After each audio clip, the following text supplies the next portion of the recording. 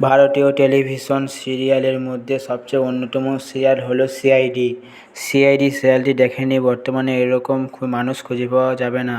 এই সিরিয়ালটি ভারত, বাংলাদেশ এবং পাকিস্তানের দর্শকের কাছে খুব জনপ্রিয়।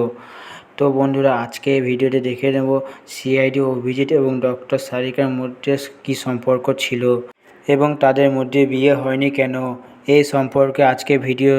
তো বন্ধুরা, তোমরা যদি সিআইডি পছন্দ করো তাহলে ভিডিওটি লাইক দিয়ে অবশ্যই ভিডিওটি শেষ পর্যন্ত দেখবেন।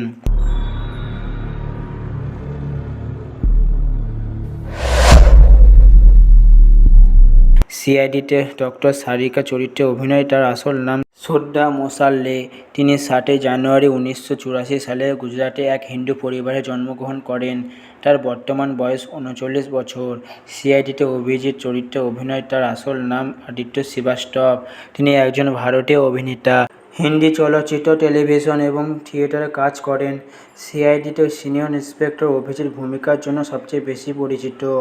তিনি 21 জুলাই 1968 সালে এক হিন্দু পরিবারে জন্মগ্রহণ করেন। বর্তমানে বয়স 56 বছর। তো বন্ধুরা, এতক্ষণ অভিজিৎ এবং ডক্টর সারিকার বিষয়ে জানলাম। এবার আমরা জানব সিআইডি, তাদের সম্পর্ক এবং কেন তাদের বিয়ে হয়নি। ইন্সপেক্টর অভিজিৎ সিআইডিতে কাজ করতে করতে ডক্টর সারিকার প্রেমে পড়ে যায়। দুজনের মধ্যে গভীর প্রেমের সম্পর্ক তৈরি হয়। ডক্টর সারিকার প্রতি বড় আকর্ষণ রয়েছে। অভিজিৎ সারিকার সাথে প্রায় মজা করার চেষ্টা করত। বাকিটা অভিজিৎ সিআইডিতে অভিনয়ের সময় যেভাবে আচরণ করত তাই দেখে প্রায় রেগে যেতেন ডক্টর সারিকা। কিন্তু অভিজিৎ কখনো সারিকার ব্যবহার রাগ করতেন না। তাদের দুজনের মধ্যে প্রেম ছিল খুবই গভীর। কিন্তু হঠাৎ কিছুদিন পরে ডক্টর সারিকা অভিজিৎকে এড়িয়ে চলতে শুরু করে।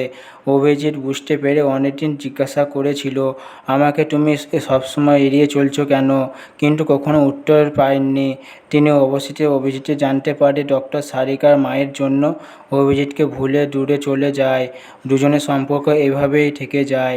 ডক্টর সারিকা 2012 সালে দীপক টম্বা নামে একজন ব্যবসায়ীকে বিয়ে করেন।